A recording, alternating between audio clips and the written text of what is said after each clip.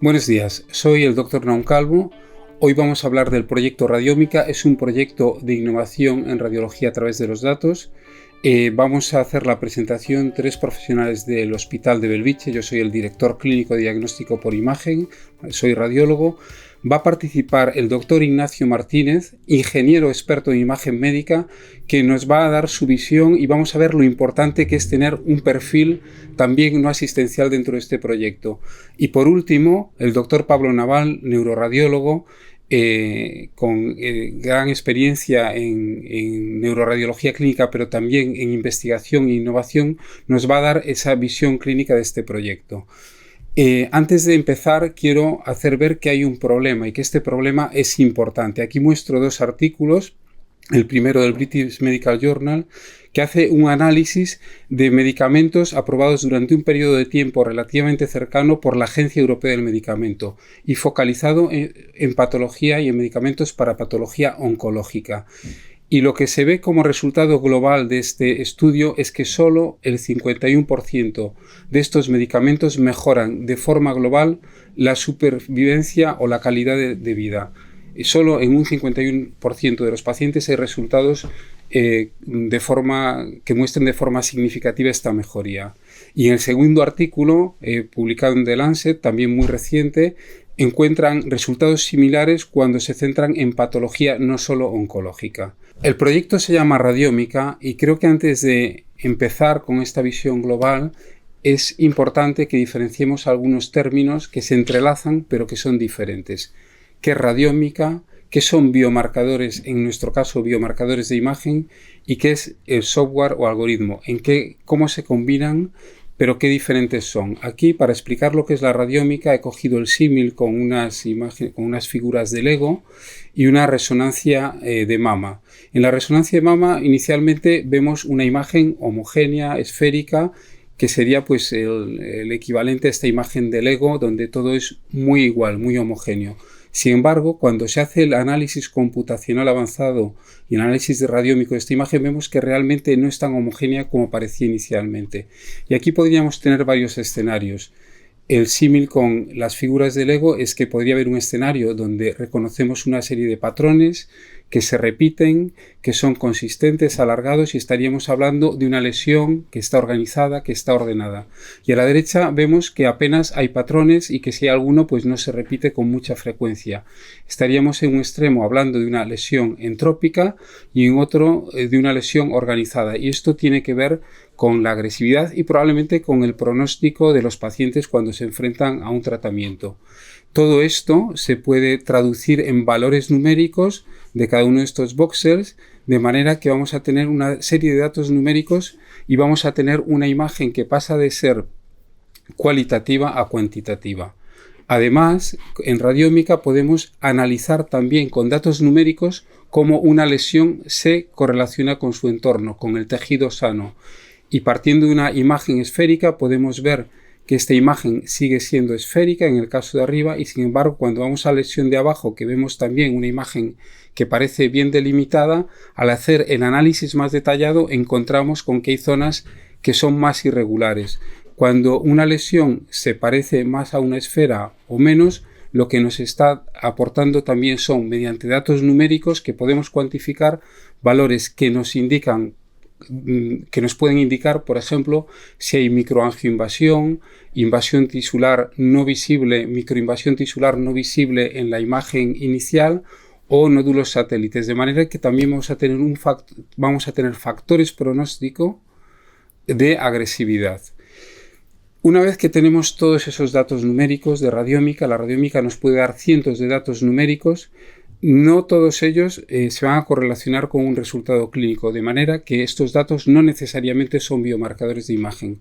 Si repasamos cómo es el proceso de diagnóstico y de tratamiento de un paciente, nosotros adquirimos inicialmente imágenes, hacemos un análisis visual, damos un diagnóstico, una estadificación, el paciente se somete a un tratamiento y después hay un resultado clínico.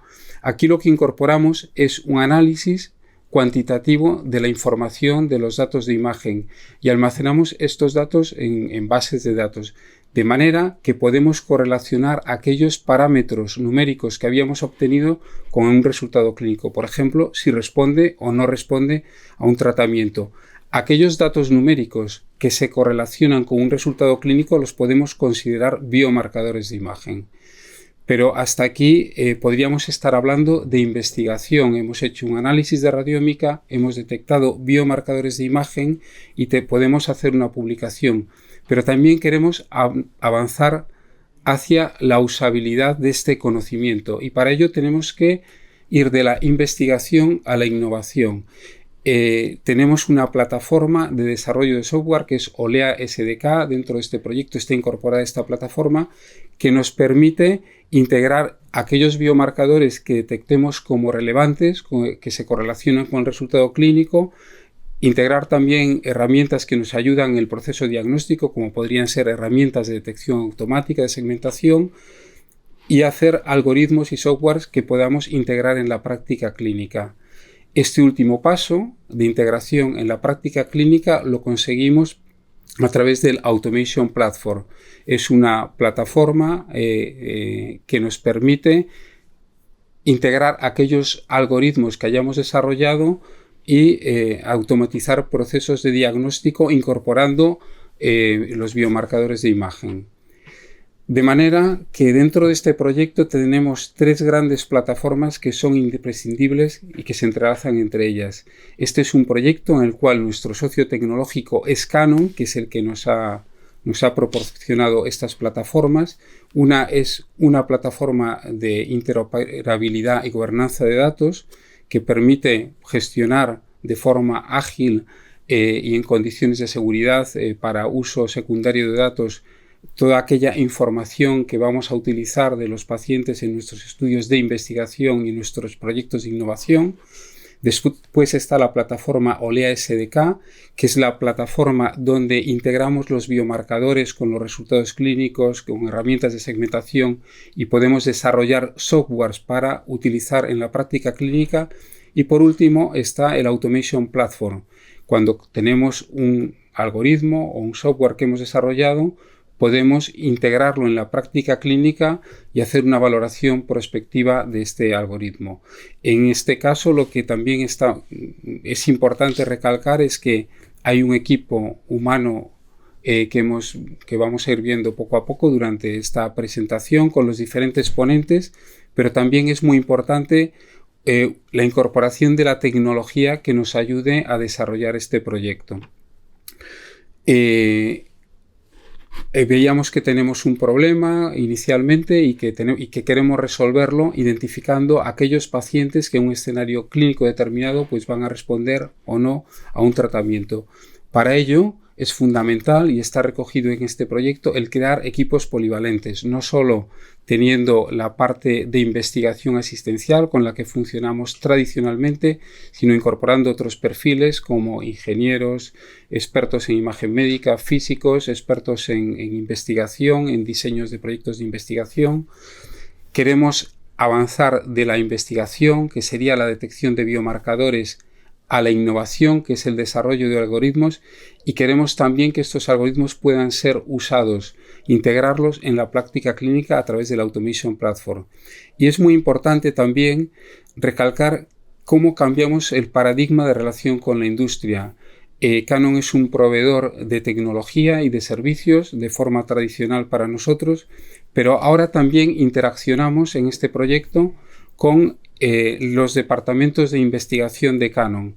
Tenemos esa relación más directa en la cual nuestros investigadores, nuestros profesionales orientados a innovación explican cuáles son sus proyectos, cuáles son sus ideas, cuáles son las necesidades para desarrollar estos proyectos. Canon también pone en común con nosotros qué proyectos están desarrollando, dónde está poniendo el foco en innovación, y a partir de aquí buscamos todas las sinergias para desarrollar conjuntamente los proyectos, ya sea iniciativa del Hospital de Bellvitge, de Radiología y Medicina Nuclear de Bellvitge o de Canon. Este proyecto busca avanzar hacia la medicina basada en valor, haciendo medicina predictiva, porque vamos a encontrar biomarcadores que son factores probabilísticos de pronóstico y respuesta al tratamiento. Vamos de un esquema de investigación translacional en el cual detectamos biomarcadores que se correlacionan con una respuesta a un tratamiento, a un modelo de innovación donde integramos esos biomarcadores en algoritmos y softwares que se pueden utilizar. Todo esto tiene impacto en la estrategia de incorporación de nuevas terapias y nos va a también ayudar a tomar las decisiones adecuadas para cada paciente.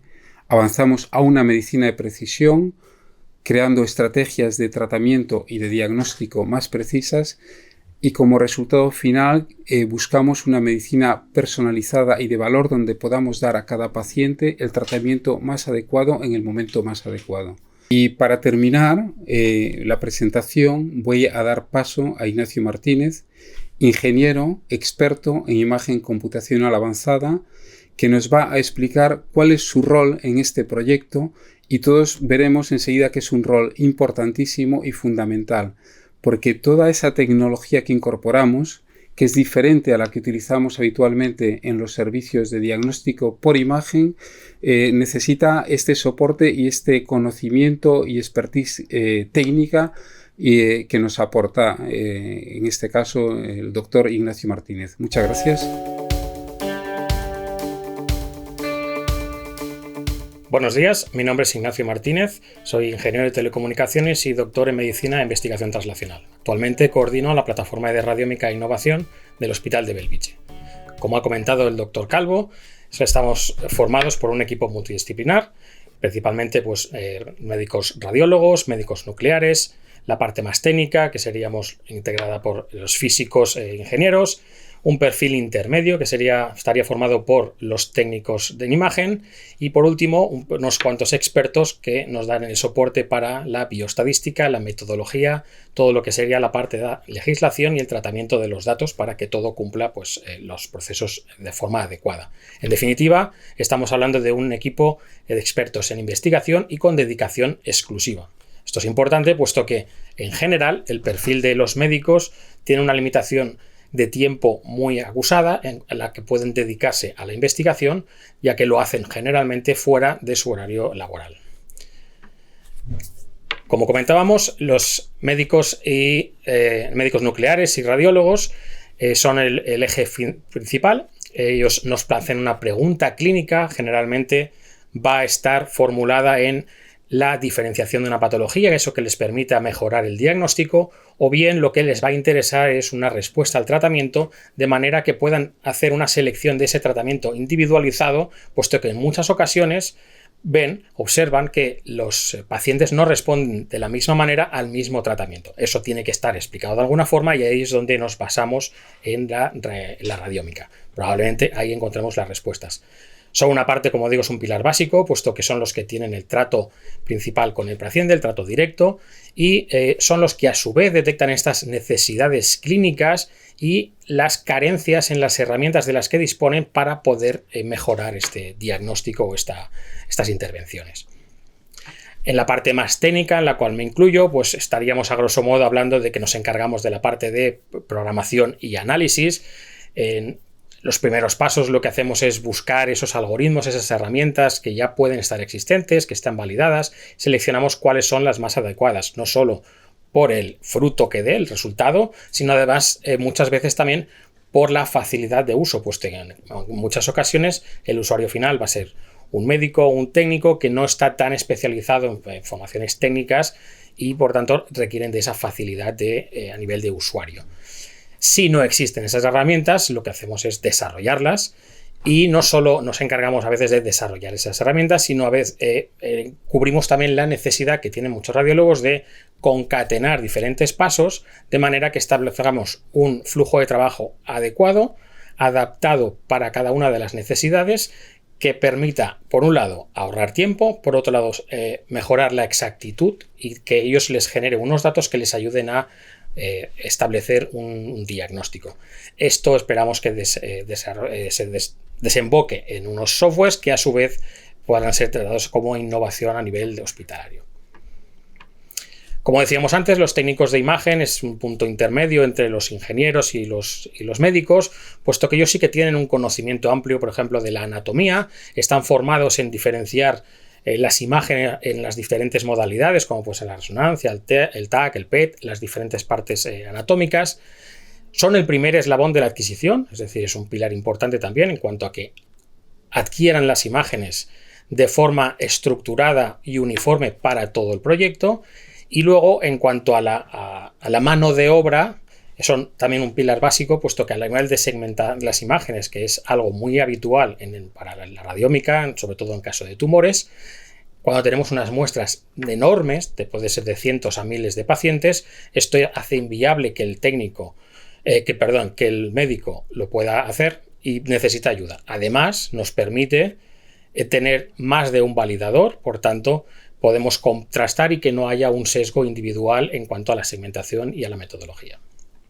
Por último, tendríamos los expertos en bioestadística y metodología, que, como su nombre indica, pues nos van a hacer el análisis estadístico, van a extraer los resultados, y la parte metodológica ya viene desde el inicio, nos acompañan durante todo el proceso, desde el diseño inicial, de manera que se esté adquiriendo todo de forma correcta y se estén tratando las imágenes y todos los datos de los pacientes de manera correcta y legal.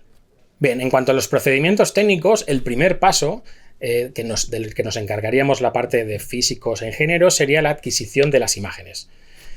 Por definición, vamos a seleccionar y definir cuáles son las secuencias que más nos van a interesar, conociendo un poquito el estado de todo lo disponible en el mercado. A veces vamos a ir a buscar actualizaciones de esas secuencias, puesto que muchas veces a nivel clínico lo que se hace es se heredan los protocolos de diagnóstico y no se tiene en cuenta a veces el avance de la tecnología. En otras ocasiones, sobre todo en casos de los proyectos de investigación clínica, lo que podemos es añadir además otro tipo de secuencias que no se utilizan de forma estándar en el análisis clínico y que pueden suponer, por ejemplo, la imagen computacional cuantitativa, ya sea estructural o funcional, o imágenes sintéticas. En este último paso específicamente es donde entramos mucho en valor, puesto que requieren de un procesado avanzado que no está en los caminos habituales y, por tanto, muchas veces hay que desarrollar e innovar.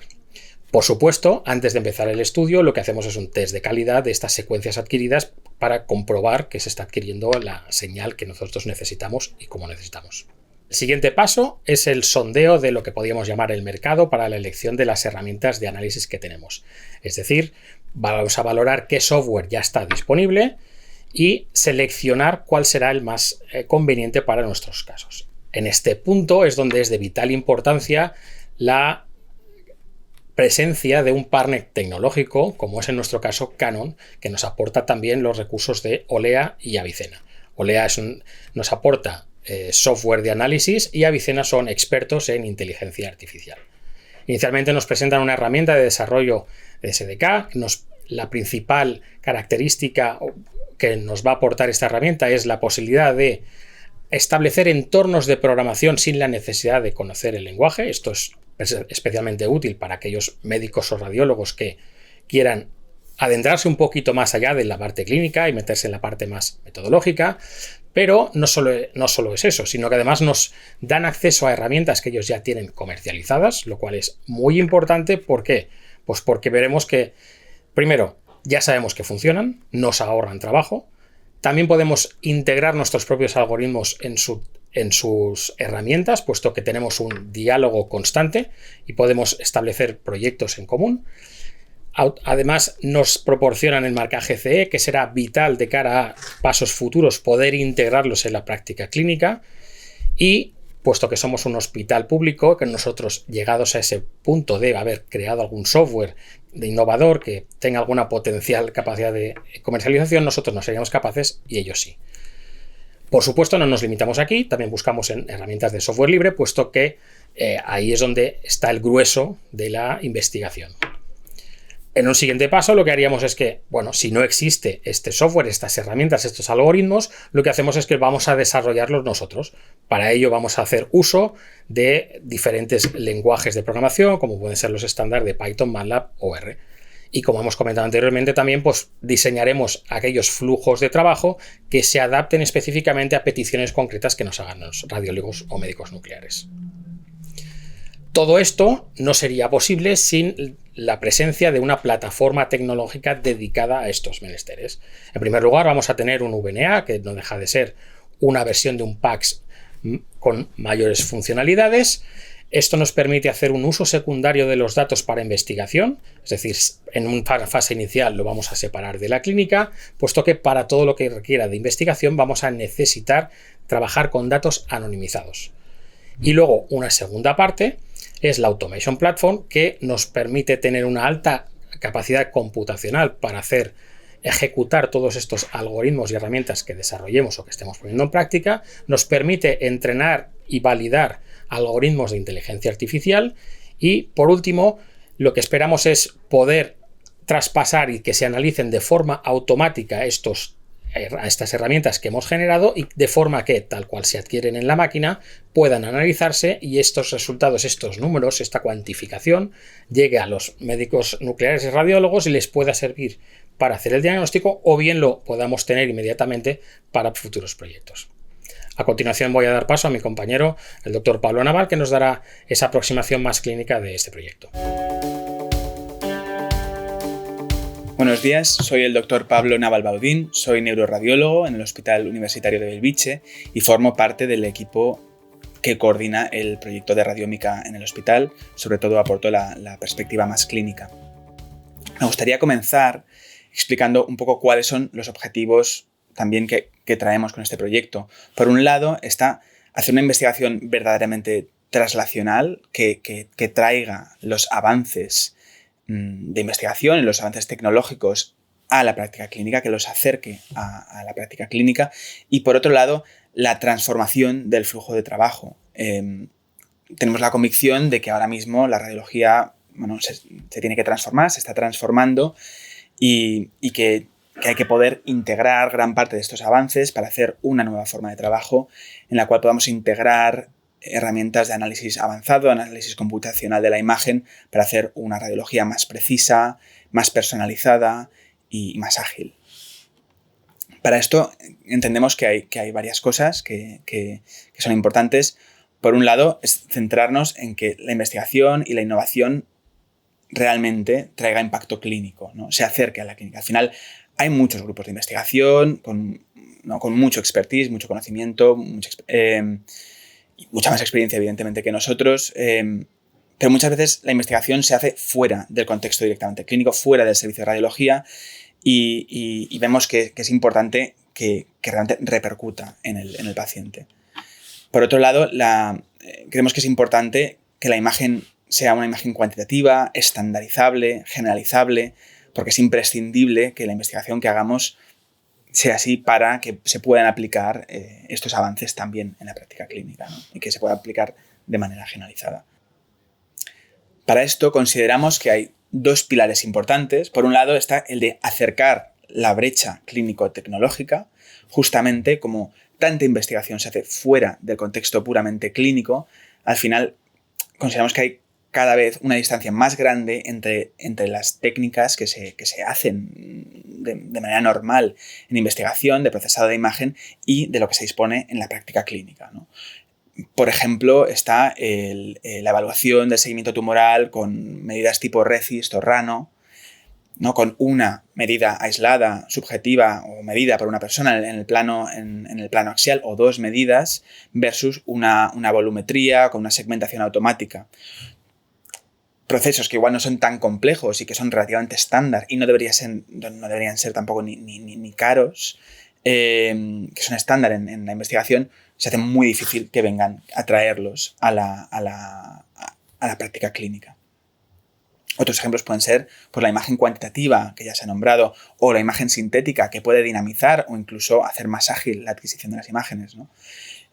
Pero también pues, procesos tipo pues, el procesado avanzado de la imagen, ¿no? la reducción de ruido, de artefactos, el corregistro, la estandarización, normalización, aplicación de atlases y de plantillas anatómicas, que son métodos que se aplican con mucha frecuencia en la investigación y que cuesta, ¿no? que lleguen a la práctica clínica porque hay muchas barreras humanas, por falta de expertise y de conocimiento, hay barreras muchas veces regulatorias, barreras tecnológicas, ¿no? Y que hacen que cueste.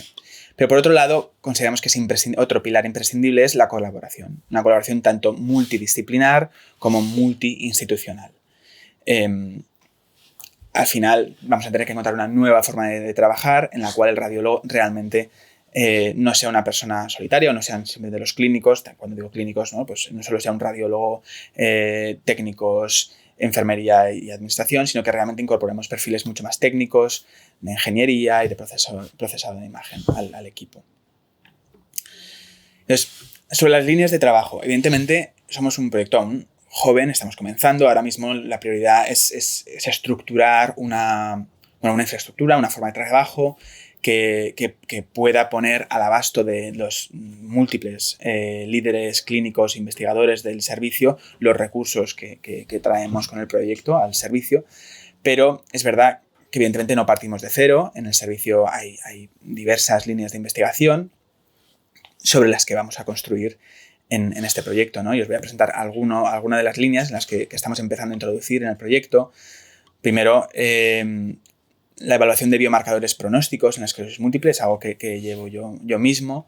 Hemos hecho un trabajo recientemente, ¿no? Que también hemos incorporado en el proyecto Radiómica, en el cual hemos comparado las lesiones con ribete paramagnético con las lesiones normales. Las lesiones con ribete paramagnético se consideran unas lesiones inflamatorias crónicas que pueden tener un valor pronóstico en la esclerosis múltiple. Ahora mismo la esclerosis múltiple está viviendo un cambio de paradigma en el manejo que está haciendo disponibles diferentes tratamientos que hacen planteable dar un tratamiento más agresivo de una manera más precoz para prevenir la evolución, el deterioro de la progresión de la discapacidad en ciertos pacientes selectos, y se hace más importante que desde radiología y desde los diferentes servicios clínicos seamos capaces de predecir qué pacientes podrían ser buenos candidatos a un tratamiento más personalizado, ¿no? Las lesiones con ribete paramagnético se consideran un posible biomarcador pronóstico y hemos visto que estas lesiones, que son relativamente difíciles de evaluar porque necesitan una secuencia avanzada, que es la susceptibility, y además son relativamente subjetivamente difíciles de evaluar, pues que tienen una serie de voxeles extremadamente hipointensos en T1 que se pueden cuantificar tras la normalización de la intensidad, y que estos voxeles extremadamente hipointensos están prácticamente exclusivamente presentes en las lesiones con ribete paramagnético. Esto plantea un nuevo biomarcador que puede servir